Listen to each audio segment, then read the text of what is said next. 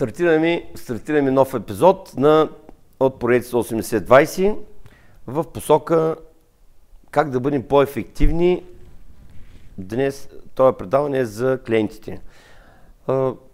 Много хора го знаят, клиенти А, клиенти Б, клиенти С, но все пак още веднъж да го повторим, потретим и да отворим темата в тази посока, че всички клиенти, които са в една компания, без значение колко са, каква е компанията, обикновено 80% от клиентите, 20% от клиентите създават 80% от проблемите.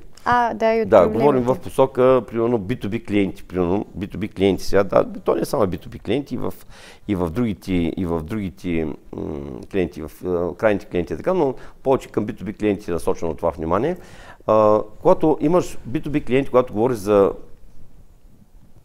търговец, обикновено имаш базата си данни 100 клиента или 1000 клиента. От тези 80% ти правят само 20% от оборота. Там взимали са по някаква мостра, взимали са по някакви неща, губят ти времето, много са взискатели, много са неща и ти не оставаш внимание да обръщаш внимание на истинските клиенти, които са хората, които ти правят истински обороти, които са истински лоялни на фирмата и вземат цялата номенклатура, постоянно работят и правят. И в желанието си да имаш много дистрибутори, да имаш много клиенти и ходиш по всички панери, по всички конференции, по всички места, ти започваш да събираш и да трупаш колкото се може повече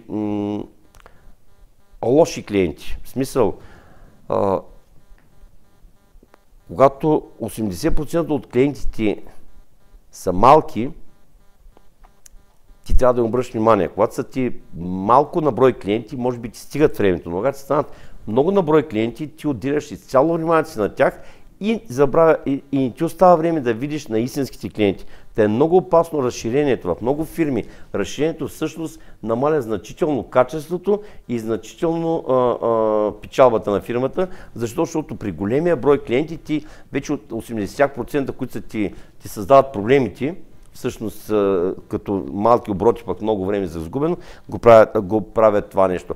Как аз постъпих в моя живот преди години, когато бях търговец на шевни машини, преди 20-25 години, бях търговец на шевни машини.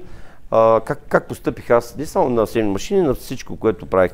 Аз не търсих нови клиенти. Аз просто развивах моите клиенти. Бях си избрал клиенти, с които работих. Не продължавах да търся клиенти. Избрах си клиенти и ги направих истински приятели. После след години чух, че в Библията преводът е уважавай ближния си, обичай ближния си по начин, който обича себе си. Да. Аз обичах клиенти, аз им помагах, аз започнах с тях с малко. Аз не се опитах да търся нови клиенти. Аз стоях до клиенти си и им помагах да се развиват. И започнаха от една шевна машина, 2 шевни машини, от един гараж им казах, вземете следващия гараж до вас, разширете се, станете двойни, вземете детската градина, вече няма деца, бяха избягали в чужбина по него време хората и нещо такова, освобождаха за детски градини, под найем ги вземаха за това училища, столови, разлики работи и почнаха да се разширяват, после се направиха собствени фабрики и аз бях до тях и ги изграждах. Аз бях до тези клиенти, до тези 20% клиенти и другите клиенти, които просто много малко допринасяха за моето развитие, моята цел, аз просто как ска... Аутсорсна или какво? Не ги обръщах внимание. Дистанцирах, не обръщах внимание, не се интересувах от тях.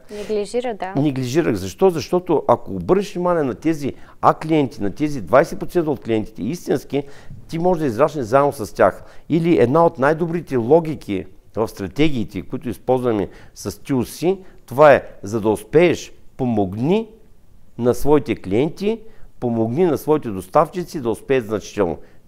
Ти обязателно ще успееш след този подход. Или 80-20 може много да ти помогне, ако внедриш тези принципи при подбора на клиентите. Нали? Обикновено много хората се лакомят, сега ще отидат на тази конференция, ще отидат там, ще пуснат там реклама, и се събира още клиенти. Тези твои клиенти не винаги много трудно може да прецениш как губиш големите клиенти, докато ти спечелваш 2, 3, 5% или 10% нови клиенти. А грешно ли е един бизнес, един собственик на бизнес да се опитва да наема нови служители, за да могат все пак да обслужат всички клиенти? Не е лошо да разширяваш фирмата, но това е тема на друга, тя е доста сложна тема. Не винаги разширението носи печалба на компанията. Ето за една компания, няма да казвам коя, имаше 300 милиона оборот и акциите бяха 60 евро на борсата, увеличиха оборота до 1 милиард, акциите паднаха на 12 евро на борсата, направиха 1,5 милиарда в модната индустрия. Всъщност Гери Вебер, мисля, че се казваше германска компания, на 1,2 милиарда фирмата фалира. С една дума, да, разширението не значи задължително печалба и успех.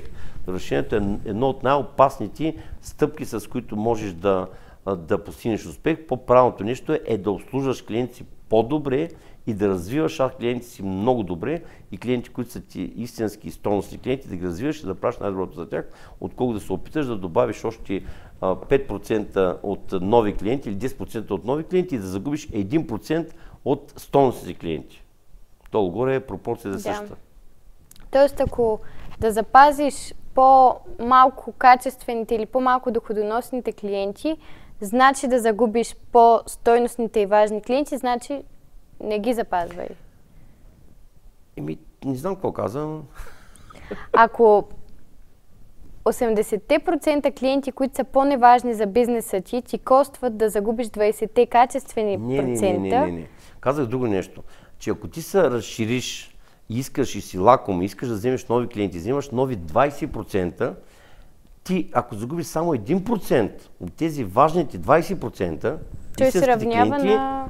ти си убил фирмата. Да. Защото новите клиенти, те са пак едни такива, дето може би чак след 6 месеца, 12 месеца ще имат смисъл за теб и ти си загубил истинския клиент. Докато няма система, с която истински да обслужваш точните си клиенти, не се разширява и не обръща внимание на тези 80%, които просто правят. Това са опашката, които са така да бъдат на редица. 80-20 е изключително силен принцип и ако бъде приложен в всяка област на живота, би помогнала много за подобрение на една компания, на едно семейство, на една личност, на много неща в живота. Във всичко в сферите на живота е 80-20. Дай да го пречупим през един пример.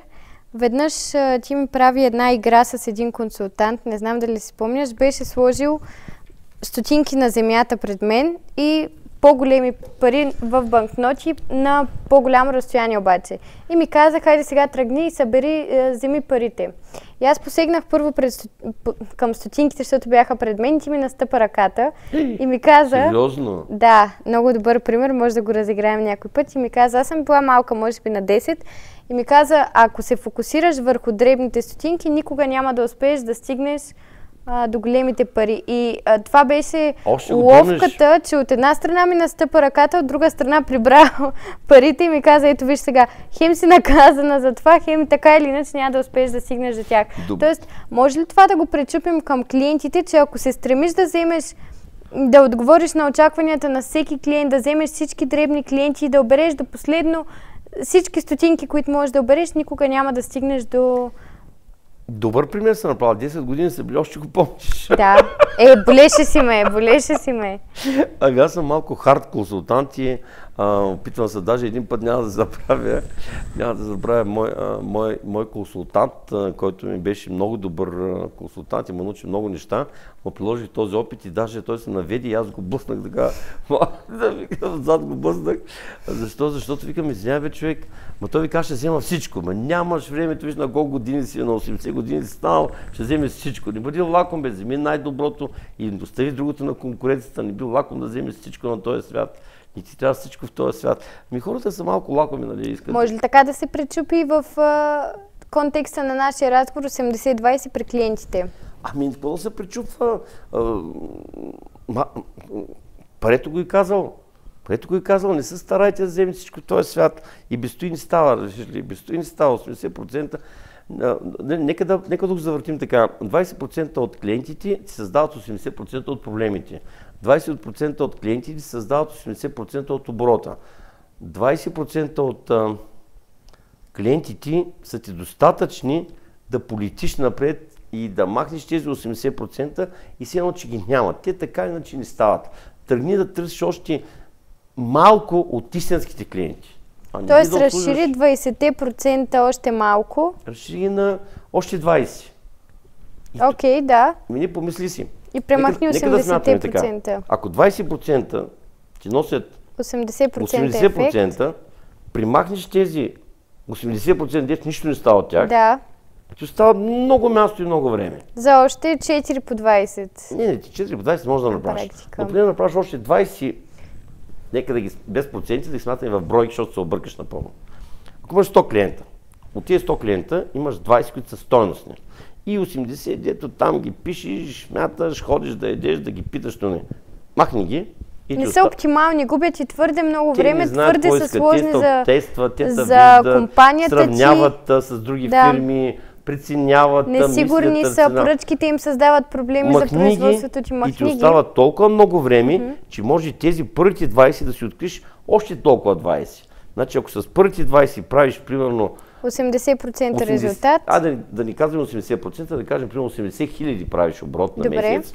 С вторите 20 правиш още 80 хиляди, станаха ти оборота 160 хиляди. Само с 40 клиента, иначе беше с 100 клиента 100 хиляди. 100 хиляди. Ето това е колко проста сметка и колко добри приятели.